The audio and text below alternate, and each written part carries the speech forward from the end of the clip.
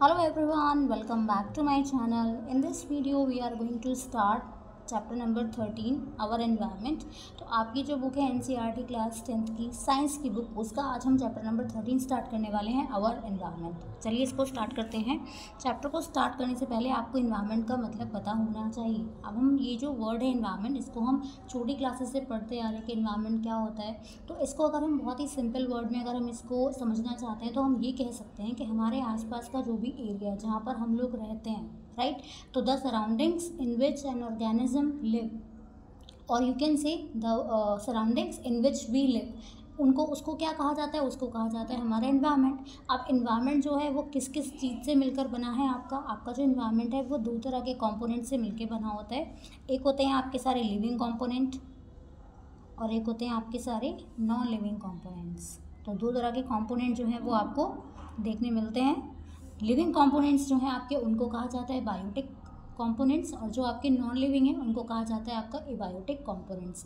तो क्योंकि ये आपस में एक साथ बिल्कुल मिलके रहते हैं, जो आपके लिविंग और नॉन लिविंग कंपोनेंट है, इनके इंट्रैक्शन से ही जो है आपका इकोसिस्टम बनता है। फिर जो है पूरा हमारा जो इन्वायरमेंट है वो कैसे वर्क करता है वो हम इसमें आज डिटेल में पढ़ेंगे। चलिए इसको स्टार्ट करते हैं। We have heard the word environment often being used on the television, in newspapers and by people around us. Our elders tell us that environment is not what is used to be earlier. Others say that we should work in a healthy environment, and global summits involving the developed and developing countries are regularly held to discuss environmental issues. In this chapter, we shall be studying how various components in the environment interact with each other and how we impact the environment. तो environment जो word है वो हमने कहीं ना कहीं सुना है, टीवी में सुना है, न्यूज़पेपर में आपने सुना है, या हमारे आसपास के जो लोग हैं वो भी इस वर्ड को आपसे कहते ही होंगे, आपने सुना होगा डेफिनेटली, राइट। आप उसको ऐसे समझ लो जैसे हम कभी कहीं खेलते हैं या हम कहीं पे जो है पढ़ाई कर रहे हैं, हम कहीं स्कूल जाते हैं, हमारा अपना एक फ्रेंड सर्कल है, या हम जिस लोकेलिटी में वहाँ पे रहते हैं, तो कभी कभी आपने सुना होगा कि तुम कैसे इन्वायरमेंट में रहते हो, राइट। कोई अच्छा है तो इसका मतलब कि वो अच्छे इन्वायरमेंट में रह रहा है, कोई अगर अच्छा नहीं है फॉर एग्जाम्पल तो उसको कहते हैं कि तुम्हारा इन्वायरमेंट अच्छा नहीं है। तो इस इन्वायरमेंट का मतलब ही क्या है कि हमारे आसपास के आसपास या हमारे सराउंडिंग्स आप कह सकते हैं, हमारे चारों तरफ जो भी लोग रहते हैं या जैसे सिस्टम काम कर रहा है आपका, उसी को कहा जाता है आपका इन्वायरमेंट, ठीक है। अब बहुत सारी जो कंट्रीज़ हैं, या आप कह सकते हैं आप डेवलप्ड कंट्रीज़ हैं या डेवलपिंग कंट्रीज़ हैं, तो वहाँ पर कोई ना कोई एक्शन लिया जाता रहता है, या आप कह सकते हैं कि ग्लोबल समिट्स, मीटिंग्स वगैरह वहाँ पर होती रहती हैं कि हमारा जो इन्वायरमेंट है उसको हम कैसे बिल्कुल अच्छे से रख सकते हैं, उसको हम कैसे मैनेज कर सकते हैं। मान लो कहीं पे ग्लोबल वार्मिंग बहुत ज़्यादा हो रही है, कहीं पे जो है आपका बहुत ज़्यादा वहाँ पर पोल्यूशन हो रहा है, तो उसके लिए गवर्नमेंट्स क्या करते हैं, उसके लिए गवर्नमेंट जो है वो रेगुलर क्या करती रहती है, कोई ना कोई मीटिंग्स या कोई ना कोई एक्शन जो है उनको लेना पड़ता है, ताकि जो भी इन्वायरमेंटल इश्यूज़ हैं उनको डिस्कस किया जा सके और उनका फिर सोल्यूशन जो है वहाँ पर दिया जा सके। तो यहाँ पर हम क्या पढ़ेंगे, यहाँ पर हम इन्वायरमेंट के कंपोनेंट्स को पढ़ेंगे, कैसे वो इंटरेक्ट करते हैं आपस में, और हम इन्वायरमेंट को कैसे इम्पैक्ट करते हैं, राइट। आई होप आपको समझ में आ गया होगा इतना। नेक्स्ट स्टार्ट करते हैं इकोसिस्टम। तो इकोसिस्टम क्या है आपका, what are its component, ecosystem किसको कहा जाता है और इसके कंपोनेंट्स कौन कौन से हैं। तो इकोसिस्टम को आप ये समझ लो कि it is a system which is formed by the interaction of living and non living components of our environment. कि ये वो सिस्टम है जिसमें आपके लिविंग और नॉन लिविंग कंपोनेंट्स साथ में मिलके रहते हैं, ठीक है, म्यूचुअली आपस में मिलके वहाँ पर वो रहेंगे आपका, और हमारे नेचर में जो है फिर वो अच्छे से सर्वाइव करते हैं, राइट। उसके अलावा इसके कंपोनेंट्स कौन कौन से हैं, तो इसके दो ही कंपोनेंट्स हैं आपके। इसमें जो है हम बायोटिक एबायोटिक तो पढ़ेंगे, साथ ही साथ इसमें हम इकोसिस्टम के टाइप को भी यहाँ पर हम पढ़ेंगे। जितने भी ऑर्गेनिज्म हैं, चाहे आपका प्लांट है, एनिमल्स है, माइक्रो ऑर्गेनिज्म है, ह्यूमन बींग्स हैं, या फिर आसपास जो भी उनका सराउंडिंग है, जो भी उनका आसपास का नॉन लिविंग जो भी फैक्टर्स है वहाँ पर, वो आपस में क्या करते हैं, एक दूसरे के साथ में इंटरेक्ट करते हैं, आपस में मिलके रहते हैं और नेचर में एक बैलेंस को मेंटेन करके चलते हैं।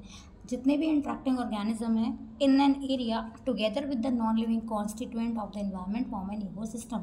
तो जैसा मैंने आपको बताया कि लिविंग फैक्टर्स हो गए हैं, आपके नॉन लिविंग कंपोनेंट्स हो गए हैं, दोनों मिलके साथ में क्या करते हैं, इंट्रैक्ट करेंगे, साथ में मिलके रहेंगे, ताकि नेचर में बैलेंस जो है वो आपका बना रहे। तो ये जो सिस्टम है आपका, इसी को क्या कहा जाता है, इसी को कहा जाता है आपका इकोसिस्टम।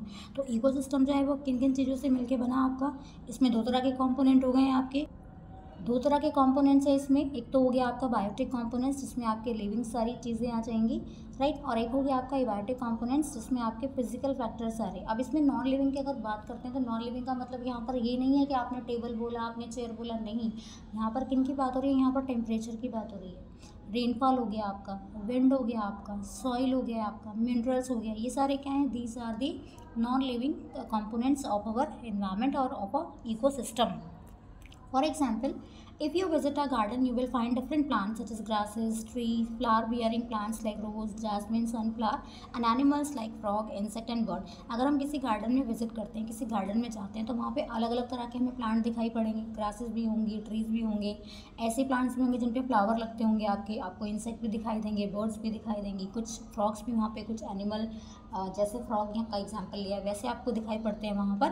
तो ये जो लिविंग ऑर्गेनिज्म है वो आपस में क्या करते हैं, एक दूसरे के साथ में इंटरेक्ट करते हैं, right, and their growth, reproduction and other activities are affected by the abiotic components of ecosystem. तो इन्हीं ऑर्गेनिज्म की ग्रोथ की बात करें, इनका रिप्रोडक्शन की बात करें, या और भी जो भी एक्टिविटीज़ हैं जिससे वो नेचर में सर्वाइव कर पा रहे हैं, अपने आप को एग्जिस्ट वहाँ पे जो है उनका एग्जिस्टेंस है वहाँ पर, तो ये सारी जो चीज़ें हैं उनको कौन अफेक्ट करता है, उनको अफेक्ट करते हैं एबायोटिक कंपोनेंट्स। तो गार्डन क्या हो गया, गार्डन हो गया आपका इकोसिस्टम जहाँ पर आपकी लिविंग चीज़ें भी हैं, जहाँ पर आपकी नॉन लिविंग चीज़ें भी हैं, और दोनों आपस में मिलकर एक साथ अच्छे से रह रही हैं। और दूसरे इकोसिस्टम की अगर हम बात करते हैं तो आपका फॉरेस्ट एक इकोसिस्टम है, पॉन्ड इकोसिस्टम है, लेक्स इकोसिस्टम है। अब इकोसिस्टम को भी ना हमने क्या किया, इकोसिस्टम को हमने दो पार्ट्स में डिवाइड किया, एक हो गया आपका नेचुरल इकोसिस्टम और एक हो गया आपका आर्टिफिशियल इकोसिस्टम। आर्टिफिशियल इकोसिस्टम बात करें अगर नेचुरल इकोसिस्टम की, तो ये वो इकोसिस्टम है जो नेचर में पहले से ही है, इसमें ह्यूमन का कोई भी इंटरफेरेंस आपका नहीं है, हमने इसको नहीं बनाया, ये पहले से ही मौजूद है। आपका डेजर्ट हो गए, आपके ग्रासलैंड्स हो गए हैं, फॉरेस्ट हो गए हैं आपके, तो ये क्या है, ये है आपके नेचुरल इकोसिस्टम। पॉन्ड है आपका, रिवर्स हैं आपकी, ओशंस हैं आपकी, ये क्या है, ये भी आपके नेचुरल इकोसिस्टम है। अब इसमें भी टेरेस्ट्रियल और एक्वेटिक हो गया, जो लैंड वाला पार्ट है आपका, डेजर्ट हो गया है, फॉरेस्ट हो गया, these are the terrestrial, right. और अगर बात करें आपका लेक्स की या आपके रिवर्स की, लेक्स आर्टिफिशियल भी होती हैं ऐसा नहीं है, बट जो आपका ओशंस हैं या आपके रिवर्स हो गए हैं वो आपके हो गए हैं एक्वेटिक। सेकंड टाइप है आपका आर्टिफिशियल। तो आर्टिफिशियल का आपको पता है कि किसको कहा जाता है, आर्टिफिशियल कहा जाता है मैन मेड। तो ये वो इकोसिस्टम है जिसको ह्यूमन्स ने बनाया है या ह्यूमन इसको मेनटेन करके चलते हैं, उसको कहा जाता है आर्टिफिशियल इकोसिस्टम और मैन मेड इकोसिस्टम। इसमें आपका जैसे गार्डन हो गया, बोटानिकल गार्डन्स हो गए हैं आपके, या आपका सबसे सिंपल आप एग्जाम्पल याद कर लो, इसमें एक्वेरियम, राइट, पार्क याद कर लो, एक्वेरियम याद कर लो। तो ये कौन से इकोसिस्टम है, ये आपके आर्टिफिशियल इकोसिस्टम है, क्योंकि ह्यूमन्स इनको बना रहे हैं। दीज आर आर्टिफिशियल और मैन मेड, ठीक है। Natural ecosystem while gardens and crop fields are human made. तो यहाँ पर देखो दे भी दिया है आपको, फॉरेस्ट हो गया, पॉन्ड हो गया, लेक हो गया, ये आपके नेचुरल हो गए हैं। और अगर हम बात करें गार्डन या क्रॉप फील्ड्स की, ये हो गए हैं आपके आर्टिफिशियल और मैन मेड इकोसिस्टम। एक्वेरियम का यहाँ पर एग्जाम्पल दिया गया है, ठीक है ना। एक्टिविटी है, इसको आप रीड कर लेना एक बार। नेक्स्ट है हमारा, we have seen in earlier classes that organism can be grouped as producer, consumers, decomposers according to the manner in which they obtain their substance from the environment. अब आपको पता होगा कि आपने प्रोड्यूसर पढ़ा है, कंज्यूमर पढ़ा है, डिकम्पोजर पढ़ा है, हमने क्या किया, ऑर्गेनिज्म को अलग अलग कैटेगरीज में बांट दिया है। अब ये जो इनमें कैटेगराइजेशन किया गया है इनका, वो किस चीज़ के बेसिस पे किया गया है कि वो अपना जो खाना है या अपना जो न्यूट्रिशन है, अपने जो उनके सब्सटेंसेस जो भी हैं उनको कैसे ऑब्टेन कर रहे हैं एनवायरनमेंट से, right. Let us recall what we have learned through the self-sustaining ecosystem created by a suburb, which organism can make organic compound like sugar and starch from inorganic substances using the radiant energy of the sun in the presence of chlorophyll। तो यहाँ पर आप ये समझ लो, ऐसे organism भी हैं जो क्या करते हैं, आपका सनलाइट यूज़ कर लेंगे, क्लोरोफिल यूज़ करेंगे, और उसके बाद जो है अपना क्या प्रोड्यूस करते हैं, अपना शुगर या अपना स्टार्च, अपना ग्लूकोज जो भी है, अपना जो स्टार्च है, अपना जो कार्बोहाइड्रेट है, उसको जो है वो प्रोड्यूस कर रहे हैं। अब अगर प्लांट्स की बात करें तो प्लांट्स में क्या होता है, आपने फोटोसिंथेसिस वाली रिएक्शन पढ़ी होगी, उसमें क्या करते हैं कि वो ऑर्गेनिक कंपाउंड को बनाएंगे जैसे आपका शुगर या स्टार्च हो गया, इनऑर्गेनिक सब्सटेंसेस का यूज़ करेंगे और सनलाइट यूज़ करेंगे, क्लोरोफिल यूज़ करेंगे। तो ये कौन सी कैटेगरी है, ये तो आपको पता लग गया होगा। प्लांट्स के बारे में बात हो रही है यहाँ पर। तो जितने भी ग्रीन प्लांट्स हैं, कुछ आपके बैक्टीरियाज हैं, वो क्या करते हैं, अपना खाना खुद प्रिपेयर करते हैं। किसकी हेल्प से, फोटोसिंथेसिस की हेल्प से। तो वो ऑर्गेनिज्म आपके इस कैटेगरी में आ गए हैं। और ये कौन से होते हैं, ये होते हैं आपके प्रोड्यूसर। तो खाना कौन बना रहा है आपका, खाना कौन बना रहे हैं आपका, खाना बना रहे हैं आपके प्लांट्स। तो प्लांट्स को ही प्रोड्यूसर कहा गया है। आप इनको ऑटोट्रॉफ्स बोल दो, आप इनको प्रोड्यूसर्स बोल दो, आप इनको ग्रीन प्लांट्स बोल दो, आप इनको कुछ भी बोल सकते हो इनमें से। सेकेंड कैटेगरी कौन सी होती है, ऐसे ऑर्गेनिज्म जो प्रोड्यूसर्स पर डिपेंड करते हैं डायरेक्टली या फिर इनडायरेक्टली अपने खाने के लिए, अपने सर्वाइवल के लिए। तो ये जो ऑर्गेनिज्म है वो क्या करते हैं, जो खाना प्रोड्यूस हो रहा है कहाँ से, आपका प्लांट से या आपके प्रोड्यूसर से, तो वो उसको कंज्यूम करते हैं। चाहे तो डायरेक्टली उनको खा सकते हैं या इनडायरेक्टली उन पर जो है वो डिपेंडेंट हो सकते हैं। तो ये जो आपके ऑर्गेनिज्म है इनको कहा जाता है आपका कंज्यूमर, राइट। अब कंज्यूमर को भी हमने फर्दर क्लासिफाइड कर दिया। हमने कंज्यूमर को डिवाइड कर दिया आपका हर्बीवोरस में, कार्निवोरस में, ओमनीवोरस में और पैरासाइट्स में। इनको बहुत ही सिंपल वर्ड में मैं आपको बता देती हूँ, आपको पता होगा वैसे तो ऑलरेडी। हर्बीवोरस किनको कहा जाता है, जो हर्ब खा रहे हैं, आपके ग्रीन प्लांट्स को खा रहे हैं। कार्निवोरस कौन से हैं आपके, जो आपके फ्लैश ईटिंग एनिमल हैं। ओमनीवोरस कौन से हैं आपके, जो बोथ, यानी कि आपका प्लांट्स भी खाएंगे और आपका जो फ्लैश है उसको भी खाएंगे। पैरासाइट कौन से होते हैं, पैरासाइट वो होते हैं जो किसी लिविंग चीज़ पे या आपका लिविंग ऑर्गेनिज्म पे फीड करते हैं, उसको नुकसान पहुंचाएंगे, अपना न्यूट्रिशन ऑब्टेन करेंगे विदाउट किलिंग। उसको मारेंगे नहीं, लेकिन उससे अपना न्यूट्रिशन जो है वो ऑब्टेन करेंगे और उसको नुकसान जो है वो पहुंचेगा, थोड़ा बहुत तो पहुंचेगा ही। Imagine the situation where you do not clean the aquarium and some fish and plants have died. अब यहाँ पर एक सिचुएशन दे दी है, मान लो आपके पास एक्वेरियम है, एक्वेरियम में कुछ फिशेज होंगे, आपके कुछ प्लांट्स भी होंगे, मान लो वो मर गए। Have you ever thought what happens when an organism dies. तो आपने कभी सोचा है कि जब कोई ऑर्गेनिज्म मर जाता है तो उसके साथ में क्या होता है। Microorganism comprising bacteria and fungi break down the dead remain and waste product of organism. तो इन पे जो एक्ट करते हैं, जो आपके डेड एनिमल्स हैं या आपके डिकेइंग जो भी आपका मैटर है, उन पे जो फीड करते हैं, कौन करते हैं, वो बैक्टीरिया या आपके फंगी होंगे। तो वो क्या करते हैं, वो इन पे फीड करेंगे। और ये जो आपके माइक्रो ऑर्गेनिज्म है, इन्हीं को कहा जाता है डीकम्पोजर्स, यानी कि डीकम्पोज करने वाले।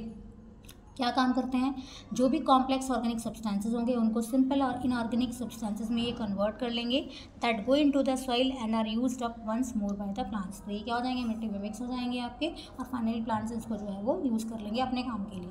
What will happen to the garbage, garbage के साथ में ये डेड एनिमल्स हो गए आपके या प्लांट्स हो गए हैं, उनके साथ में क्या होगा, अगर ये ना हो, मान लो माइक्रो ऑर्गेनिज्म ना हो, तो फिर ये कैसे होगा, आपका जो आपका डेड डिकेइंग मैटर है, आपका गार्बेज है, आपका जो ऑर्गेनिक वेस्ट है, आपका डेड एनिमल्स या प्लांट्स हैं आपके, तो क्या होगा, will the natural replenishment of the soil take place. तो क्या ये जो अभी हमने पढ़ा कि वो मर जाएंगे, है ना, उस पर कौन एक्ट करेगा, माइक्रो ऑर्गेनिज्म एक्ट कर रहे हैं, आपके डीकम्पोजर्स एक्ट कर रहे हैं, और वो मिट्टी में जाके क्या हो जाएंगे, मिक्स हो जाएंगे, और प्लांट्स उनको यूज़ कर लेंगे। तो यहाँ पर क्या रिप्लेनिशमेंट हो रहा है ना, न्यूट्रिएंट्स का आपका हो रहा है बिल्कुल। तो यहाँ पे जो रिप्लेनिशमेंट है सॉइल का, क्या वो हो पाएगा, अगर डीकम्पोजर्स ना हो तो पॉसिबल नहीं है ना। फिर कौन रिप्लेनिश करेगा, नेचुरल तरीके से कौन करेगा, नहीं कर पाएगा बिल्कुल भी। नेक्स्ट यहाँ पर फिर से एक एक्टिविटी दे रखी है आपको, देखो आप पढ़ लेना एक बार इसको। नेक्स्ट पढ़ते हैं food chains and webs. Food chains and webs को हम यहाँ पे पढ़ेंगे। अभी देखो फूड चेन क्या होती है आपकी। अब इसको सिंपल आप बोल सकते हैं हु ईट्स होम, कौन किसको खाता है, उसी से हम इसको जो है अच्छे से समझ में आ सकता है हमें ये फूड चेन के बारे में। अब ये एक नेटवर्क है ऑर्गेनिज्म का, अब इसको समझ सकते हैं कि एक लीनियर, एक लाइन में एक लीनियर नेटवर्क है ऑर्गेनिज्म का, राइट। तो एक नेटवर्क हो गया है आपका लिविंग ऑर्गेनिज्म का, जहाँ पर क्या हो रहा है, जहाँ पर एनर्जी का ट्रांसफ़र हो रहा है। मेन काम यहाँ पर क्या होगा, यहाँ पर एनर्जी का ट्रांसफ़र जो है वो आपका होगा किसकी फॉर्म में, फूड की फॉर्म में। तो इसको हम क्या कह सकते हैं, हु ईट्स होम, कौन किसको खाता है, ऐसे ही तो हम समझ सकते हैं इसको। अब हमने क्या किया, इनके हैबिटेट के अकॉर्डिंग ये कहाँ कहाँ पर रहते हैं, तो हमने इनको क्लासीफाई किया हुआ है। एक हो गई आपकी टेरेस्ट्रियल, जो ज़मीन पर रहने वाले हैं आपके, और सेकंड कौन हो गया, सेकंड हो गया आपका पानी में रहने वाले, दैट मीन्स एक्वेटिक। तो टेरेस्ट्रियल हो गए आपके एक, तो एक हो गई आपकी एक्वेटिक फूड चेन। दो तरह की फूड चेन हो गई है आपकी। अब इसको समझ लेते हैं पहले कि होता क्या है। In activity 13.4 we have formed a series of organism feeding on one another. इससे पहले वाली जो टेबल थी ना, चलो मैं इसको बता देती हूँ। यहाँ पर आपको दिया 3 स्टेप दिए, यहाँ पे बताना है कौन किसको खा रहा है। जैसे आप मान लो यहाँ पे क्या लिख सकते हो, आपने फर्स्ट में लिखा यहाँ पे ग्रास, ठीक है, ग्रास को कौन खा रहा है, आपने लिख दिया यहाँ पे गोट सेकंड वाले ब्लैंक में, और थर्ड वाले ब्लैंक पे हमने क्या लिख दिया, लायन। तो हमने ऐसे करके 3 यहाँ पे जो है इसको चेन को पूरा कंप्लीट किया ना। ऐसे आप कुछ भी रख सकते हैं इसमें, ऐसा नहीं कि जो मैंने रखा है वही आप रखोगे। अब इस पे नीचे आ जाओ, क्या लिखा हुआ है इसमें। हमने क्या किया, हमने एक ऑर्गेनिज्म जो थे हमारे पास 3 प्लांट्स हो गए, आपके पास गोट आ गई, आपके पास लायन आ गया। हमने एक सीरीज़ बना दी। और हमने कैसे बनाया कि कौन किसको खा रहा है, फीडिंग के अकॉर्डिंग तो हमने इसको यहाँ पे ऐसे सारी जो है एनिमल्स को हमने प्लेस किया इसमें। तो ये जो सीरीज़ है ऑर्गेनिज्म की, ये जो सीरीज़ है या ये जो ऑर्गेनिज्म है वो कैसे अलग अलग पैटिक लेवल्स पर काम कर रहे हैं, ये क्या बनाती है, ये बनाती है आपकी फूड चेन। हर एक स्टेप या हर एक जो लेवल है यहाँ पर फूड चेन का, इसको कहा जाता है ट्रॉफिक लेवल। समझ रहे हैं। मान लो आपके पास ये 3 चीज़ें आ गई हैं, दिस वन यहाँ पर ये इसको खा रहा है एंड इसको ये खा रहा है। तो ये कितने ट्रॉफिक लेवल हैं इसमें हो गए आपके 3 ट्रॉफिक लेवल्स। इनको हम डिटेल में पढ़ेंगे अभी। द ऑटोट्रॉफ्स और the producers are at the first trophic level. तो आपके जो ऑटोट्रॉफ्स हैं या आपके जो प्रोड्यूसर्स हैं वो पहले ट्रॉफिक लेवल पर रहेंगे हमेशा, वही है ना। उन्हीं को तो खा के जो है फिर नेक्स्ट आपका जो कंज्यूमर आएगा, चाहे वो हर्बीवोरस आ जाए या आपका कुछ भी आ जाए। तो ऑटोट्रॉफ या प्रोड्यूसर जो हैं वो कौन से हैं, वो आपके फर्स्ट ट्रॉफिक लेवल पर हैं। इनका काम क्या होता है, इनका काम होता है कि वो सोलर एनर्जी को फिक्स करते हैं और हेटेरोट्रॉफ्स के लिए उसको अवेलेबल कराते हैं, या फिर आप कह सकते हैं कंज्यूमर्स के लिए। अब हर्बीवोरस हो गए या आपके प्राइमरी कंज्यूमर। तो जो आपके हर्बीवोरस है ना, उनको प्राइमरी कंज्यूमर भी कहा जाता है। और ये किस पे आते हैं, ये आते हैं आपके सेकंड ट्रॉफिक लेवल पे। थर्ड पे अगर हम आ जाएंगे तो थर्ड पे आया स्मॉल कार्निवोर और द सेकेंडरी कंज्यूमर। छोटे मोटे जो आपके कार्निवोर्स हैं उनको सेकेंडरी कंज्यूमर भी कहा जाता है, ये थर्ड नंबर पे आते हैं। उसके बाद टॉप कार्निवोरस है ना, या लार्ज कार्निवोरस जो है आपके, उनको आप रख सकते हैं, या फिर इनको टर्शरी कंज्यूमर भी कहा जाता है। तो प्राइमरी, सेकेंडरी और टर्शरी कंज्यूमर हो गए आपके। ये आपके क्या बनाएंगे, ये आपके बनाएंगे फोर्थ ट्रॉफिक लेवल। तो हमने 4 ट्रॉफिक लेवल यहाँ पर पढ़ लिए हैं। आगे क्या लिखा है, we know that the food we eat act as a fuel to provide us energy to do work. तो जो भी हम खाना खाते हैं उसका मेन काम क्या होता है, उसका मेन काम होता है हमको एनर्जी देना, और उसी एनर्जी का उसी से हम क्या करते हैं, अपने सारे काम जो है वो करते हैं। Thus the interaction among various component of the environment involves flow of energy from one component of the system to the another. तो ये जो इंट्रैक्शंस है अलग अलग कंपोनेंट्स में एनवायरनमेंट के, इसमें क्या होता है, इसमें सिंपल क्या हो रहा है, इसमें एनर्जी का फ्लो हो रहा है from one level to another level. तो यहाँ पर क्या हो रहा है, यहाँ पर एनर्जी का ट्रांसफर हो रहा है एक सिस्टम से दूसरे में। As we have studied the autotroph capture the energy present in sunlight. तो पहले जैसा हम जानते हैं या हमने पढ़ा है कि ऑटोट्रॉफ्स का काम क्या होता है, वो एनर्जी को कैप्चर करते हैं, राइट। कहाँ से मिलती है उनको वो एनर्जी, सनलाइट से मिल रही है। और उसके बाद उस सनलाइट एनर्जी को वो किस चीज़ में कन्वर्ट करते हैं, केमिकल एनर्जी में कन्वर्ट करते हैं। ये जो आपकी एनर्जी है ये किस चीज़ में हेल्प करती है, जो भी एक्टिविटीज़ हैं उनको परफॉर्म करने में हेल्प करती है। ऑटोट्रॉफ से ये जो एनर्जी है वो कहाँ पर जाएगी, आपकी हेटेरोट्रॉफ्स में जाएगी, राइट। हेटेरोट्रॉफ्स के बाद में अब हेटेरोट्रॉफ में भी आपका वो जो है आपका हर्बीवोरस में गई है, कार्निवोरस में गई है, कहाँ जा रही है, उसके बाद कहाँ पर जाएगी, वो आपका डिकम्पोजर्स के पास जाएगी। However as we saw in the previous chapter on sources of energy, when one form of energy is change to another, some energy is lost to the environment in form which can not be used again.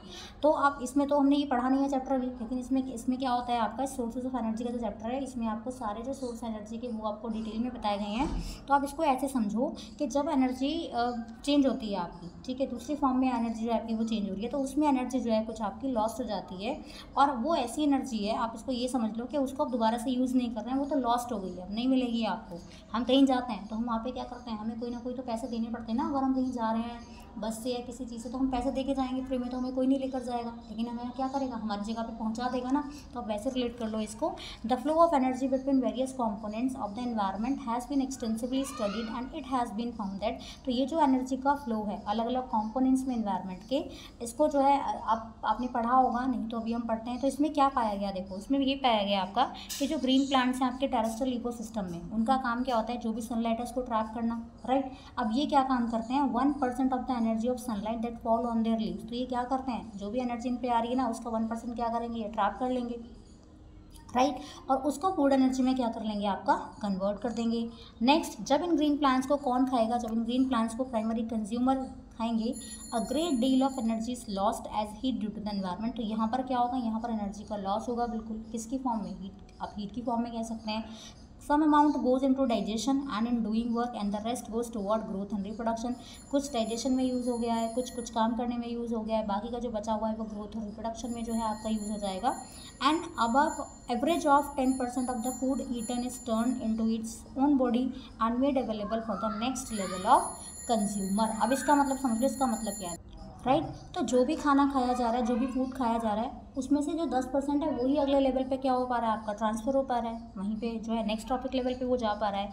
Therefore 10% can be taken as the average value for the amount of organic matter that is present at each step and reaches the next level of consumer. तो आपको समझ में आ गया होगा कि सिर्फ कितना जा रहा है आपका 10% जो है वो आपका आगे जो अगला लेवल है आपका उसमें जो है आपका ट्रांसफ़र हो पा रहा है। Since so little energy is available for the next level of consumer, तो लास्ट तक आते आते बिल्कुल लास्ट तक ट्रॉफिक लेवल तक पहुँचते पहुँचते एनर्जी कैसी हो जाती है, बिल्कुल आपकी कम हो जाती है, राइट। क्योंकि जितना लेवल आपका आगे बढ़ेगा उतनी एनर्जी क्या होगी आपकी कम होती जा रही है। हर लेवल पे कितना ट्रांसफर हो रहा है, 10% आपका ट्रांसफर हो रहा है। Food chain generally consist of only 3 और 4 स्टेप, इसलिए जो आपकी फूड चेन आपने देखा होगा नॉर्मली 3 या 4 स्टेप में, तो एनर्जी सफिशिएंटली आ पाती है। अगर बहुत लंबी से कोई फूड चेन बना देगा तो एनर्जी तो बिल्कुल ही नहीं जा पाएगी ना, लास्ट के ट्रॉफिक लेवल पे कोई फायदा भी नहीं है उसका अगर नेग्लिजिबल एनर्जी वहाँ पर जा पाएगी। The loss of energy at each step is so great that very little usable energy remains after 4 trophic level, right. तो लास्ट के जो ट्रॉफिक लेवल है उसमें एनर्जी जो है वो बिल्कुल आप ये मान लो कि बिल्कुल लिटल एनर्जी जो है वो आपके पास बच जाती है। There are generally a greater number of individual at the lower trophic level of an system, the greatest number is of the producer. तो लास्ट तक आते आते जो ज़्यादा नंबर में मिलते हैं आपको वो कौन हो गए, प्रोड्यूसर हो गए हैं। लेकिन जितना आप ट्रॉफिक लेवल आगे जाओगे, जितना आप आगे आगे बढ़ते जाएंगे ना, तो वहाँ पर आपको जो है वो ग्रेटर नंबर ऑफ इंडिविजुअल जो है वो आपको मिलेंगे लोअर लेवल पे, राइट।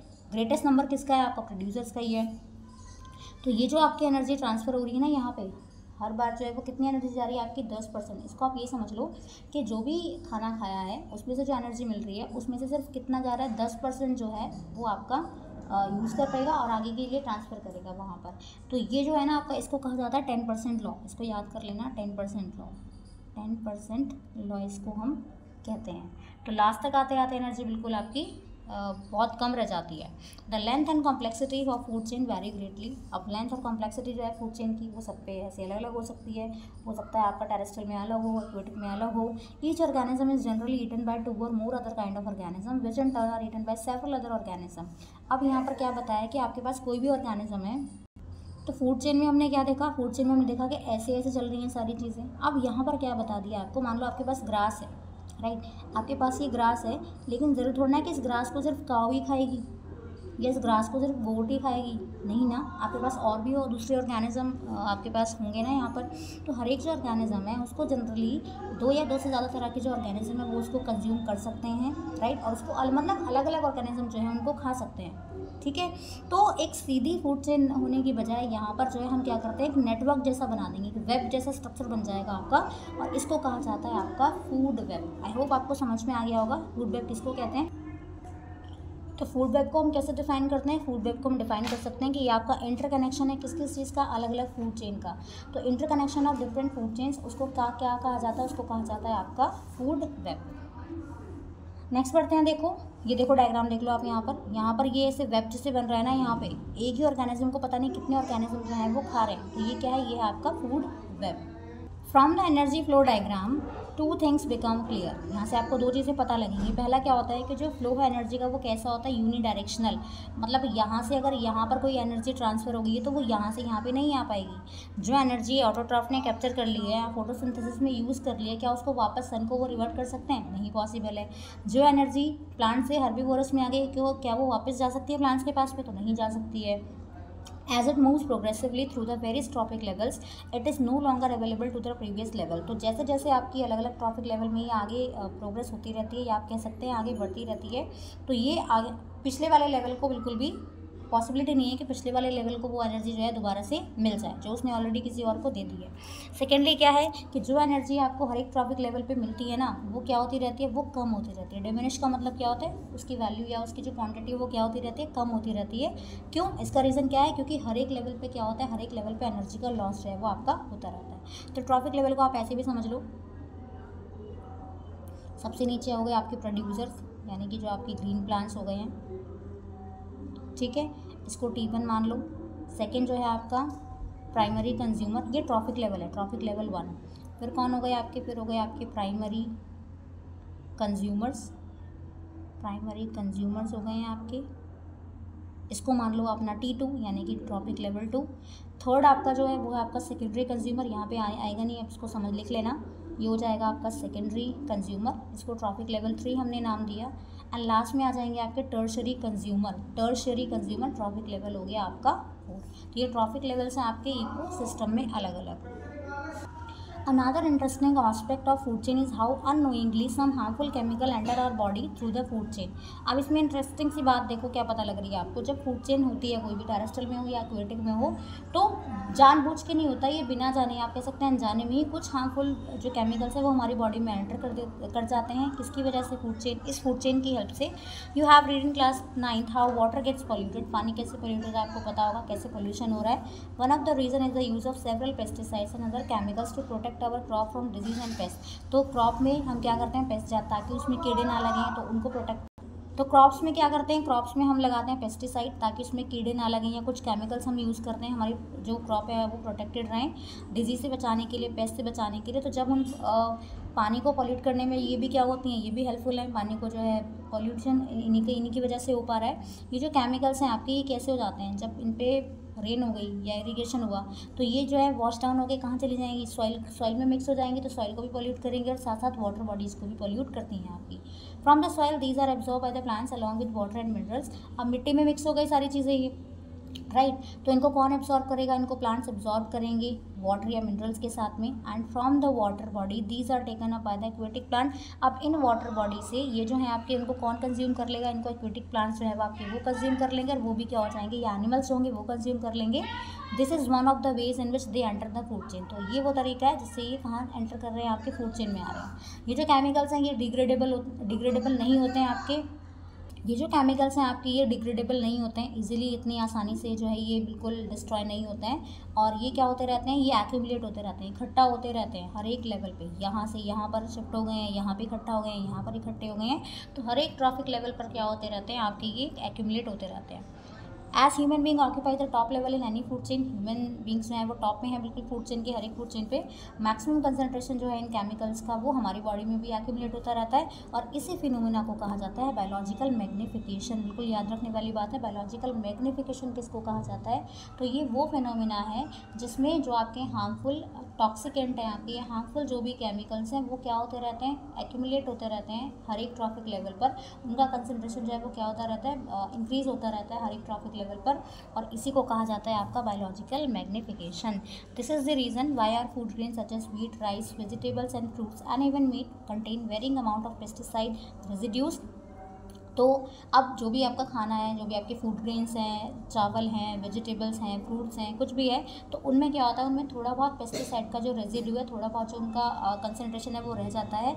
और वो हमेशा ये नहीं कि हमने वॉश कर लिया तो वो पूरा रिमूव हो जाएगा, ऐसा पॉसिबल नहीं है, राइट। तो थोड़ा बहुत जो है वो उसमें अमाउंट जो है वो आपका रह जाता है। आगे बढ़ते हैं इसमें हम, how do our activities affect the environment. अब हमारी कौन कौन सी एक्टिविटीज़ हैं जो नेचर को अफेक्ट करती हैं, नेचर को ख़राब करती है, एनवायरनमेंट को ख़राब करती हैं। हम एनवायरनमेंट का एक इंटीग्रल पार्ट है, ह्यूमन बींग्स की बात हो रही है। ह्यूमन की कौन कौन सी एक्टिविटीज़ हैं जो हमारे एनवायरनमेंट को अफेक्ट करती हैं, तो जो भी चेंजेस हमारे एनवायरनमेंट में होते रहते हैं उनसे हम तो अफेक्ट होते ही हैं, और हमारी जो एक्टिविटीज़ हैं वो क्या करती हैं, हमारे आसपास का जो एनवायरनमेंट है उसको भी अफेक्ट करती हैं, जो भी हम एक्टिविटीज़ करते हैं। नेक्स्ट यहाँ पर हमारी जो एक्टिविटीज़ हैं वो कैसे एनवायरनमेंट को पॉल्यूट कर रही हैं। इस चैप्टर में हम पढ़ेंगे एनवायरमेंटल प्रॉब्लम्स के बारे में, कुछ जो हमारी वजह से होती हैं। जैसा इसमें आपका दिया गया, एक तो ओजोन के बारे में दिया गया आपका, ओजोन डिप्लेशन की बात करेंगे यहाँ पर, और दूसरा हम करेंगे यहाँ पे वेस्ट डिस्पोजल के बारे में बात। तो फर्स्ट स्टार्ट करते हैं यहाँ पर ozone layer and how it is getting depleted. तो ओजोन लेयर कैसे काम करती है आपकी, और वो कैसे डिप्लीट आपकी हो रही है। तो आपको पता है कि ओजोन का फॉर्मूला O3, ये मॉलिक्यूल्स है वो किससे बनता है, ऑक्सीजन के 3 एटम से मिलके क्या बनता है, आपका ओजोन बन रहा है। जबकि आपका जो O2 है, जिसको हम नॉर्मली ऑक्सीजन हम इसको कहते हैं, ये हमारे लिए ज़रूरी है, या आप कह सकते हैं जितने भी एरोबिक फॉर्म है लाइफ की उनके लिए ज़रूरी है, जो ऑक्सीजन का यूज़ करते हैं, ऑक्सीजन का इंटेक करते हैं। ओजोन को आप मान लो एक डेडली पॉइजन है ये। However, at the higher levels of the atmosphere, ozone perform an essential function। लेकिन ओजोन का इंपॉर्टेंट फंक्शन भी यहाँ पर दिया गया है। क्या? ओजोन जो है वो हमें सन की हार्मफुल रे से प्रोटेक्शन प्रोवाइड कराती है। This radiation is highly damaging to organism. ये जो आपकी सन रेज हैं या आपकी जो यूवी रेज हैं, रेडिएशन जो हैं आपकी, वो क्या होती हैं, हार्मफुल होती हैं हमारे लिए, बाकी के ऑर्गेनिज्म के लिए भी। और इसकी वजह से कुछ प्रॉब्लम भी हो सकती है, जैसे स्किन कैंसर हो जाता है ह्यूमन बींग्स में। अगर बात करें ओजोन की, ozone at the higher level of atmosphere is a product of UV radiation acting on oxygen molecule. तो ओजोन कैसे बन रहा है आपका, इसमें जो आपका O2 मॉलिक्यूल है, यानी कि जो ऑक्सीजन का आपका मॉलिक्यूल है, उस पर कौन एक्ट करता है, उस पर एक्ट करता है आपका यूवी रेडिएशन। ठीक है। The higher energy UV radiation split apart some molecular oxygen into free oxygen. अब ये जो O2 आपका मॉलिक्यूल है ये क्या करता है, पहले इसको फ्री ऑक्सीजन में कन्वर्ट करेगा, स्प्लिट कर देगा इसको। अब ये जो आपके एटम्स हैं उसके बाद ये मॉलिक्यूलर ऑक्सीजन के साथ में कंबाइन करते हैं और क्या बना देंगे, आपका ओजोन बना देंगे। देखो यहाँ पर पहले आपका ये O2 था, ठीक है। O2 ने कि आप यूवी की हेल्प से, या आप कह सकते हैं कि यूवी की प्रेजेंस में, अल्ट्रावायलेट जो रेज हैं उनकी प्रेजेंस में ये जो आपका O2 मॉलिक्यूल था ये क्या हो गया आपका, ये हो गया आपका स्प्लिट हो गया यहाँ पर, ठीक है। जब ये स्प्लिट हो गया, स्प्लिट होने के बाद ये दोबारा से जो आपकी ऑक्सीजन प्रेजेंट है आपके एटमॉस्फेयर में, मॉलिक्यूलर जो ऑक्सीजन है उसकी प्रेजेंस में क्या करेगा, ये आपका ओजोन बना देगा, ओजोन इसमें जो है आपका बन जाएगा। The amount of ozone in the atmosphere began to drop sharply 1980s। अब ये जो ओजोन का अमाउंट था आपका वो 1980s में काफ़ी डाउन हो गया था, ये जो डिक्रीज था। Has been linked to synthetic chemicals like chlorofluorocarbons. तो ये किसकी वजह से हुआ, क्योंकि जो केमिकल्स हैं आपके, जैसे आपका क्लोरोफ्लोरोकार्बन्स हो गया है जिसको हम एज ए रेफ्रिजरेंट यूज़ करते हैं या फायर एक्सटिंग्विशर में यूज़ करते हैं, उनकी वजह से ऐसा हुआ। 1987 में यूनाइटेड नेशन एनवायरनमेंट प्रोग्राम इसने क्या किया था, इसने एग्रीमेंट किया था आपका, और उसमें क्या कहा था कि CFC का जो यूज़ है या उसका जो प्रोडक्शन है उसको कम किया जाए, राइट। क्योंकि ये किस चीज़ में आपका नुकसान कर रहा था, ये आपका ओजोन को डिप्लीट करने में जो है उसको डिप्लीट कर रहा था। It is now mandatory for all the manufacturing companies to make CFC free refrigerator throughout the world. तो अब जो है ये मैंडेटरी कर दिया गया है कि जो कंपनीज़ हैं जो भी अपने रेफ्रिजरेटर्स वगैरह बनाती हैं उसमें ट्राई करें कि उसमें CFC का जो यूज़ है वो बिल्कुल कम हो या फिर ना ही हो। नेक्स्ट है मैनेजिंग द गार्बेज भी प्रोड्यूस। अब जो कूड़ा हम प्रोड्यूस करते हैं, जो हम गार्बेज प्रोड्यूस करते हैं उसको कैसे मैनेज किया जाएगा।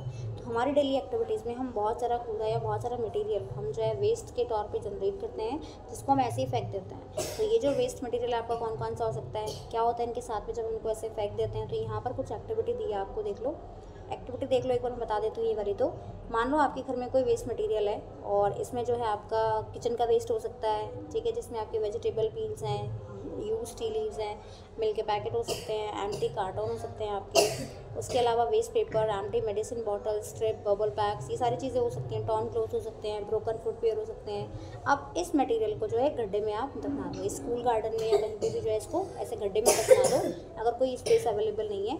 और ये जो मटेरियल है इसको किसी बाल्टी में या किसी फ्लावर पॉट में जो है आप इकट्ठा करके लेकर जाओ और इसको जो है फिर इस पर हल्की सी ऊपर से मिट्टी डाल दो। अब इसको जो है 15-20 दिन तक इसको ऐसे रखो। तो इसको ऐसे रखना है 15-20 दिन के लिए, फिर इसको चेक करना है। तो इसमें से कुछ चीज़ें जो है वो आपकी फॉर्म बदल लेंगी, कुछ चीज़ें आपकी इसमें से फॉर्म नहीं बदलेंगी, राइट। तो इनमें से जो चीज़ें बदल जाएंगी आपकी, आप कह सकते हैं जो बिल्कुल डिकम्पोज हो चुकी होंगी वो तो हो जाते हैं आपके बायोडिग्रेडेबल वेस्ट, और जो नहीं होती हैं आपके डिस्ट्रॉय बिल्कुल भी, वो हो जाते हैं आपके नॉन बायोडिग्रेडेबल वेस्ट। यहाँ पे देखते हैं, देखो लाइफ प्रोसेस में हमने पढ़ा था कि जो भी हम खाना खा रहे हैं उसको कौन डाइजेस्ट करता है, हमारी बॉडी में जो एंजाइम है वो उसको डाइजेस्ट कर लेते हैं। Have you ever wondered why the same enzyme does not break down everything we eat. तो क्या आपने देखा है कि एक ही एंजाइम सारी चीज़ें क्यों नहीं करता है, ट्रिप्सिन ही सारे काम क्यों नहीं कर लेता है, या पेप्सिन क्यों सारे काम नहीं कर लेता है। Enzymes are specific in their action. तो एंजाइम जो है वो अपने अपने काम में कैसे हैं, बिल्कुल स्पेसिफिक हैं। स्पेसिफिक एंजाइम की ज़रूरत पड़ती है स्पेसिफिक सब्सटेंस को ब्रेक डाउन करने के लिए। That is why we will not get any energy if we try to eat coal. Because of this, many human-made materials like plastic will not be broken down by the action of bacteria or other saprophytes. These material will be acted upon the physical processes like heat and pressure, but under the ambient conditions found in our environment, these process for a long time. तो हर चीज़ पे जो आपके bacteria हैं वो act नहीं करते हैं। कुछ चीज़ें ऐसी होती हैं जिन पे आपके जो फिजिकल प्रोसेस हैं, जैसे आपका हीट हो गया है, प्रेशर हो गया, सिर्फ वही काम करते हैं। Substances that are broken down biological processes. तो ऐसे सब्सटेंसेस जिन पे आपके जो बैक्टीरिया हैं वो एक्ट कर सकते हैं, या बायोलॉजिकल प्रोसेस से हम उनका ब्रेकडाउन कर सकते हैं। तो ऐसे जो सब्सटेंसेस होते हैं उनको कहा जाता है biodegradable. How many of the substances you buried were biodegradable.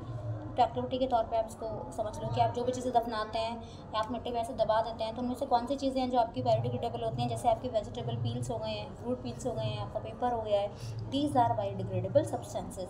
अब ऐसे भी सब्सटेंसेज हैं जो बिल्कुल भी जो है नहीं ख़राब होंगे, आप उनको 10 साल तक ऐसे ही छोड़ देंगे ना। प्लास्टिक आपका जो है ग्लास हो गया है ना, उसको ऐसे ही छोड़ दो, कई सालों तक अगर आप उसको ऐसे रखोगे ना, फिर भी वो कैसा रहेगा आपका, वो ऐसे का ऐसे ही रहेगा। आपका प्लास्टिक हो गया है, वो भी आपका वैसा ही रहेगा।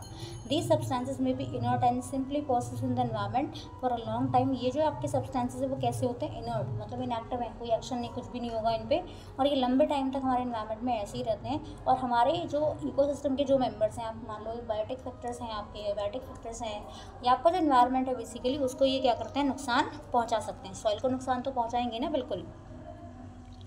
Visit any town or city and we are sure to find heaps of garbage. अगर आप किसी गांव के एरिया में गए हैं, कहीं भी आप ऐसे गए हैं, सिटी में या टाउन में आप गए हैं कहीं पर, तो वहाँ पर क्या होता है, थोड़ी थोड़ी दूर पे या जो है रास्ते में कहीं भी आपने कूड़े का, अगर गार्बेज का आपने ढेर दिखा होगा बहुत ज़्यादा, तो इस तरह के अगर प्लेस पे आप जाएंगे तो वहाँ पे उतने गार्बेज का होता क्या करते होंगे लोग उस गार्बेज का। कोई भी ऐसा प्लेस अपनी मर्जी से, टूरिस्ट इंटरेस्ट का जहाँ पे टूरिस्ट जाना पसंद करते हैं, and we are sure to find the place littered with empty food wrapper. वहाँ जाते हैं तो लोग क्या करते हैं, कुछ भी खाया, रैपर वहीं फेंक दिया, सारा गंदा कर दिया पूरा एरिया जो है। In the earlier classes we have talk about this problem of dealing with the garbage that we generate. तो जो भी हम गार्बेज करते हैं उसको हमें टैकल कैसे करना है, तो यहाँ पे जो प्रॉब्लम है इसको हमें देखना है, बहुत केयरफुली इसको हमें समझना है, बहुत ही केयरफुली इसको हमें देखना है। Improvement in our life style have resulted in greater amount of waste material generation. अब क्योंकि जब क्या होता रहा है, हमारी जो लाइफस्टाइल है वो चेंज हो रही है, इम्प्रूवमेंट हो रहे हैं, तो उसकी वजह से हम लोग क्या करते हैं, अलग अलग चीज़ें करते रहते हैं। उसी की वजह से वेस्ट जनरेशन जो है वो भी कैसा हो रहा है, आपका ज़्यादा हो रहा है। तो अब हमें क्या करना चाहिए, हमें जो है जो चीज़ें हमें खुद में चेंज लाना चाहिए, जो चीज़ें डिस्पोजेबल हैं आपकी और उनको हम दोबारा से यूज़ कर पा रहे हैं, तो हमें उनको करना चाहिए।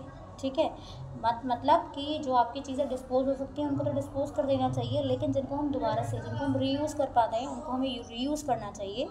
Change in packaging have resulted in much of our waste becoming non biodegradable. अब क्योंकि पैकिंग स्टाइल में चेंज हो गया है, पहले जो है पेपर के बैग या कुछ भी थे, अब प्लास्टिक के वो आते हैं, आपके डिस्पोजेबल बॉक्स आ गए हैं आपके, ठीक है, अलग अलग चीज़ें आ गई हैं। तो उसमें जो हमारा वेस्ट है वो भी कैसा हो रहा है, आपका जनरेट होता रहता है ज़्यादा। और कैसा वेस्ट है आपका, नॉन बायोडिग्रेडेबल है। What do you think will be the impact of these on our environment. तो हमारे एनवायरनमेंट पे इसका क्या असर पड़ता है, हमारे एनवायरनमेंट को नुकसान पहुंचाता है बिल्कुल। डिस्पोजेबल कप्स एंड ट्रेन में जो डिस्पोजेबल कप मिलते हैं, राइट, तो आप इसको एक बार पढ़ लेना यहाँ से। इसमें मैं आपको बता देती हूँ, ये वाला पार्ट एक बार देखो। जो भी वेस्ट है उसको हम कैसे डिस्पोज कर सकते हैं, सबसे अच्छा तरीका होता है कि या तो उसको रिसाइकिल कर लो उसको, रिसाइकिल नहीं है तो उसको रीयूज़ कर लो दोबारा से, रीयूज़ हो पा रहा है आपका, नहीं हो पा रहा है तो कंपोस्टिंग भी करते हैं। कंपोस्टिंग में क्या करते हैं कि आपका जो भी आपका फ्रूट पील है, वेजिटेबल पील्स है, कुछ भी आपका, उसको एक पिट में, ऐसे गड्ढे में जो है उसको सबको ऐसे दफना दो, उसको ऐसे दबा दो उसमें, और उसके बाद वो क्या हो जाएगा आपका जो है, उसके बाद वो आपका एक कंपोस्ट में कन्वर्ट हो जाएगा। उसको फिर हम एज ए मैन्योर यूज़ कर सकते हैं। इंसिरेशन हो गया आपका, तो इंसिरेशन में क्या करते हैं, इंसिनरेशन,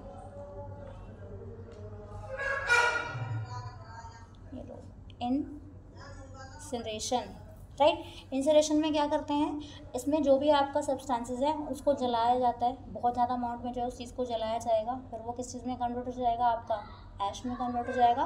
फिर उसको यूज़ कर लो ऐसे लैंडफिल वगैरह के लिए। लैंडफिल्स भी हम कर सकते हैं, कहीं पे जगह कम है वहाँ पे क्या कर दो, कूड़े को भर दो, ऊपर से मिट्टी डाल दो, वो आपका लैंडफिल हो गया। या जो हमने इंसिनरेशन से जो हमें वो मिलेगा ऐश, उससे उसको कन्वर्ट कर दो आपको, ठीक है ना। बायोगैस प्रोडक्शन हो गया आपका। कुछ जगह पे क्या करते हैं, सीवेज को डिकम्पोज किया जाएगा अनारोबिकली, और उससे क्या मिलता है, उससे बायोगैस या फिर आपको मैन्योर मिल जाता है। तो यहाँ पे जो हमारा चैप्टर था ये पूरा वो फिनिश हो जाता है। इसमें आपकी सारी चीज़ें कवर हो गई हैं। उसके बाद आप NCERT क्वेश्चंस ट्राई करेगा, वो बिल्कुल आपसे सॉल्व हो जाएंगे। तो मिलते हैं अगली वीडियो में, तब तक के लिए थैंक यू।